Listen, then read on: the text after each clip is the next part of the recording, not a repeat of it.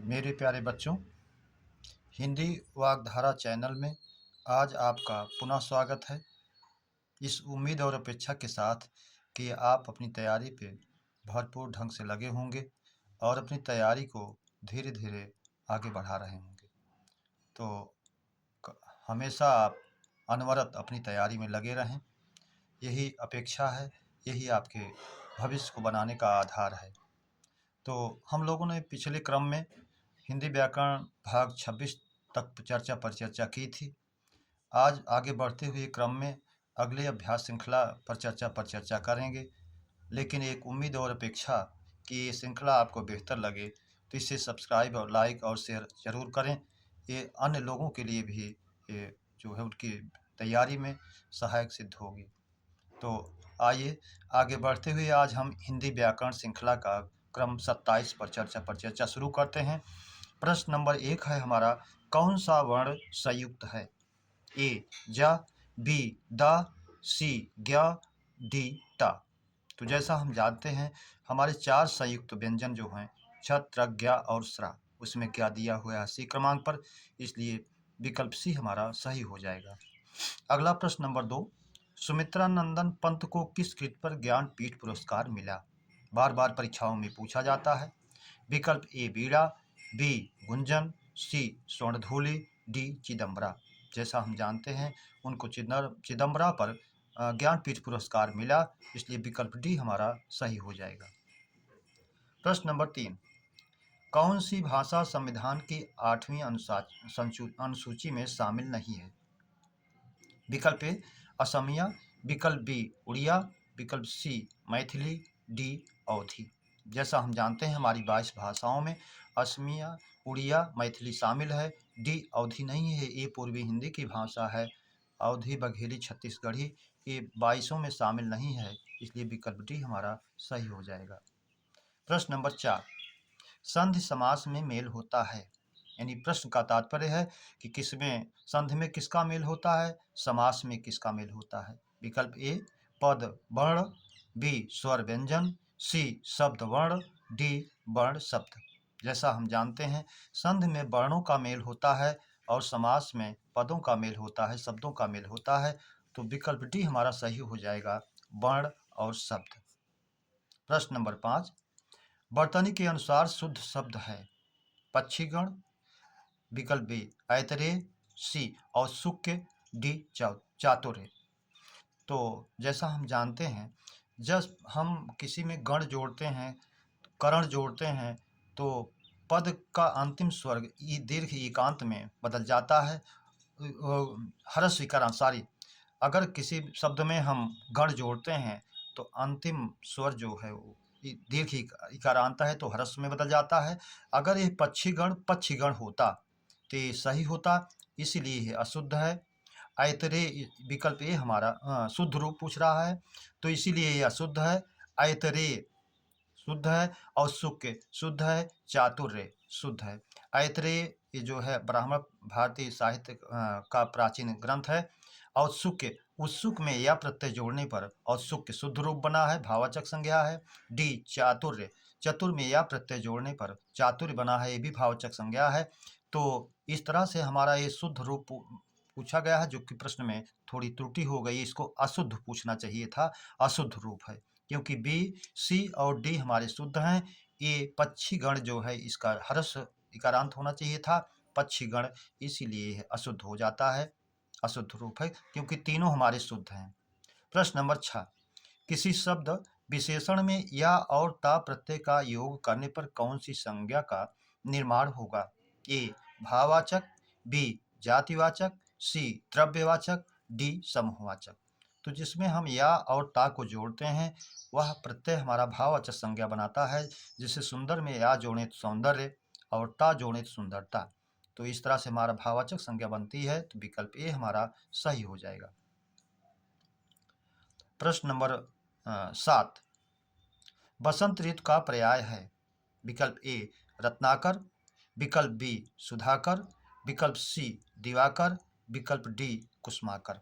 सुधाकर ये चंद्रमा का पर्याय है, दिवाकर जो दिन को करता है ये सूर्य का पर्याय है, कुसुमाकर ये फूलों का खजाना जब होता है तो बसंत ऋतु होती है, इसलिए विकल्प डी हमारा सही हो जाएगा। ये रत्नाकर, रत्नों का आकर जो खजाना है, भंडार है, समुद्र है, इसलिए ये भी नहीं है। अगले प्रश्न पर बढ़ते हुए प्रश्न नंबर 8, गाछ और टिप पर्याय हैं। ए उद्भिज, बी भूरुह, सी साखी, डी सभी। तो उद्भिज जिसको हम जानते हैं ये वृक्ष का पर्यायवाची है। भूरुह, रुह माने होता है जिसमें लंबी लंबी तत्वों के रूप में जो उत्पन्न हो, रुह का शाब्दिक अर्थ। तो भूरुह भूमि से लंबी तंतुओं के रूप में होने वाला वृक्ष सही है। साखी, शाखा वृक्षों की शाखा होती है, साखी शाखा वाला अर्थात वृक्ष, ये भी, इसलिए ये सब वृक्ष के पर्याय हो गए। गाछ और टिप भी वृक्ष का पर्याय है, तो विकल्प डी हमारा सही हो जाएगा सभी। प्रश्न नंबर 9, भगत भत्ता भात का तत्सम रूप है। ए भक्त, बी भक्त, सी भक्त, डी कोई नहीं। हम जानते हैं, हमको थोड़ा अटपटा लगता है, लेकिन तीनों शब्द भगत, भत्ता और भात तीनों का एक ही तत्सम बनता है भक्त, इसलिए विकल्प सी हमारा सही हो जाएगा। प्रश्न नंबर 10, छाछ और लस्सी को छोड़कर दूध से बने सारे पदार्थ किस लिंग में होते हैं। विकल्प ए स्त्रीलिंग, विकल्प बी पुल्लिंग, सी उभयलिंग, डी कोई नहीं। तो जैसा हम जानते हैं कि दूध से बनी सारे पदार्थ, सारी वस्तुएं जो हैं, जो मूल रूप से दूध से बनी हैं, वो पुल्लिंग में होते हैं। छाछ और लस्सी ये दो स्त्रीलिंग में होते हैं, तो इनको छोड़ करके सारे पदार्थ जो बनेंगे बी पुल्लिंग में बनेंगे। चाहे दही हो, चाहे घी हो, चाहे पनीर हो, ये सब पुल्लिंग में ही जाएगा। प्रश्न नंबर 11, कृताकृत में समास है। कृताकृत जो किया गया है, जो नहीं किया गया है। विकल्प ए द्वंद्व, बी तत्पुरुष, सी कर्मधारय, डी अव्ययी भाव। तो कृताकृत कुछ शब्द हमारे ऐसे हैं जो परीक्षाओं में बार बार पूछे जाते हैं, जैसे नीलपीत, शीतोष्ण, कृताकृत, कहानी, अनकहानी, ये उभय पद विशेषण कर्मधारय हैं। इनको हमें विलोम मान करके द्वंद्व नहीं मानना चाहिए, इसलिए विकल्प सी हमारा उभय पद विशेषण कर्मधारय के अंतर्गत कर्मधारय में आ जाएगा। विकल्प सी हमारा सही हो जाएगा। प्रश्न नंबर 12, ईमानदारी में संज्ञा है। भाववाचक, सी बी जातिवाचक, सी समूहवाचक, डी द्रव्यवाचक। ईमानदार एक गुण है, भाव है, और ईमानदारी उसमें ईमान होने का भाव है, इसलिए जो है ये हमारा भाववाचक संज्ञा में जाएगा, तो विकल्प ए हमारा सही हो जाएगा। अगला प्रश्न है हमारा प्रश्न नंबर 13, जूतियों में दाल बांटना यह है। ए लोकोक्ति, बी मुहावरा, सी दोनों, डी कोई नहीं। तो प्राय हम जानते हैं कि जब किसी इसमें कहे हुए कथन के अंत में ना आता है तो मुहावरे में जाता है, और जब एक वाक्य जैसा कथन होता है तो लोकोक्ति होता है। अंधों में काना राजा होना, जूतियों में दाल बांटना, ये सब हमारे भी मुहावरे में जाएंगे, इसलिए विकल्प भी हमारा सही हो जाएगा। प्रश्न नंबर 14, घोर अंधकार वाली रात वाक्यांश के लिए एक शब्द होगा।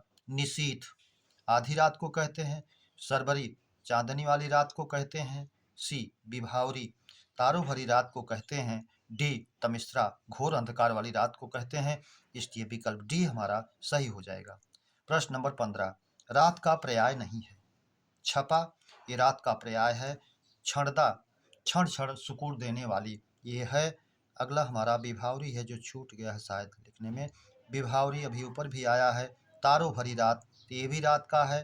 तस्करी चोरी कर, तस्कर माने चोर होता है, तस्करी चोरी करने वाला, तो इसलिए विकल्प डी हमारा सही हो जाएगा। ये रात का पर्याय नहीं है। अगला प्रश्न है हमारा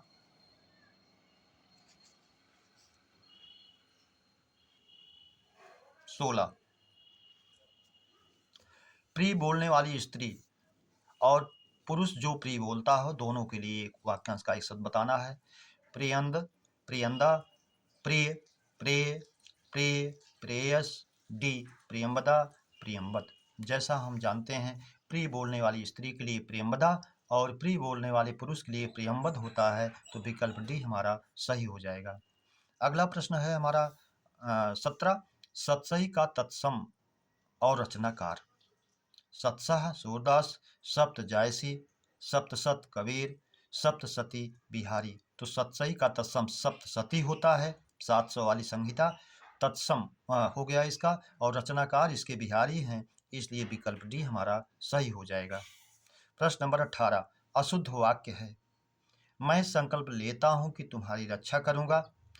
बार बार आप बताया जाता है हर श्रृंखलाओं में, संकल्प हमेशा किया जाता है, लिया नहीं जाता है, इसलिए यह शुद्ध है।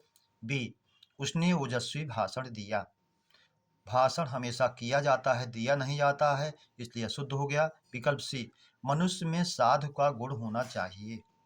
साधु का नहीं बल्कि साधुत्व का, साधु होने का भाव हो उसमें, ऐसा गुण होना चाहिए, अगर होता तो सही होता। डी महादेवी वर्मा हिंदी की प्रसिद्ध कवयित्री हैं, इसलिए विकल्प डी हमारा, इसमें पूछना चाहिए था शुद्ध वाक्य, अशुद्ध शब्द आ गया है भूलवश, इसलिए शुद्ध वाक्य का चयन करना है। तो तीनों हमारे अशुद्ध हैं। मैं एक संकल्प लेता हूं कि तुम्हारी रक्षा करूं, संकल्प किया जाता है, भाषण किया जाता है, मनुष्य में साधुत्व का गुण होना चाहिए, इसलिए ये भी अशुद्ध है। विकल्प डी महादेवी वर्मा हिंदी की प्रसिद्ध कवयित्री हैं, ये शुद्ध वाक्य है, अशुद्ध भूल रूप से पूछ लिया गया था, विकल्प डी हमारा अशुद्ध है। प्रश्न नंबर 19 रस का शाब्दिक अर्थ है आनंद, द्वेष, सृजन, विवाद। जैसा हम जानते हैं रस का शाब्दिक अर्थ होता है आनंद, आस्वादन करना भी होता है, आनंद दिया है, इसलिए विकल्प ए हमारा सही हो जाएगा। प्रश्न नंबर 20 चौपाई चारपाई का तत्सम है। चतुष्पदी, चतुष्पादिका, चतुर्पदी, चतुर्पद, चतुष्पद, चतुष्पदी कोई नहीं। जैसा हम जानते हैं चौपाई का चतुष्पदी और चारपाई का चतुष्पादिका, तो विकल्प ए हमारा सही हो जाएगा। प्रश्न नंबर 21 राधिका भोजन बनाकर विद्यालय गई, ये में क्रिया है पूर्वकालिक क्रिया, नामधातु क्रिया, प्रेरणार्थक क्रिया, अनुकरणात्मक क्रिया। पूर्वकालिक क्रिया जब कर्ता एक कार्य पूरा करके दूसरे कार्य को करता है तो पूर्वकालिक होता है, इसलिए विकल्प ए हमारा सही हो जाएगा। बी में नाम धातु जो संज्ञाएं संज्ञा सर्वनाम विशेषण सर्वनाम से बनाई जाती हैं, वो जो है संज्ञा सर्वनाम विशेषण, जैसे हाथ से हथियाना, चमक से चमकाना, आप से अपनाना, तब नाम धातु होता। प्रेरणार्थक जो कार्य ना करके स्वयं दूसरे से करवाए, माँ बेटी से भोजन बनवाती है। अनुकरणात्मक जो ध्वनियों का अनुसरण करके बनाई जाती हैं, अनुकरणात्मक क्रियाएं होती हैं, जैसे हिनहिनाना घोड़े के हिन्नाहट के ध्वनि है, उसके आधार पर खटखटाना, ये अनुकरणात्मक क्रियाएं हो जाएंगी। प्रश्न नंबर 22 पृथ्वी और सरस्वती का पर्याय है। विकल्प ए ईला, विकल्प बी ईरा, विकल्प सी दोनों, विकल्प डी कोई नहीं। तो जैसा हम जानते हैं पृथ्वी और सरस्वती ये अनेकार्थी में ईला और ईरा दोनों के होते हैं, इसलिए विकल्प सी हमारा सही हो जाएगा, दोनों। प्रश्न नंबर 23 हरिपद कोमल कमल से में अलंकार है पूर्णोपमा, लुप्तोपमा, मालोपमा कोई नहीं।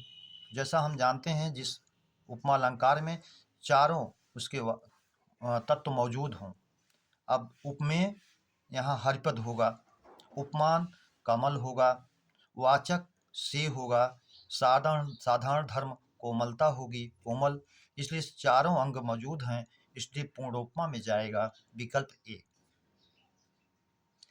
प्रश्न नंबर 24 अनिल अनल समश्रुत भिन्नार्थक शब्द का अर्थ है।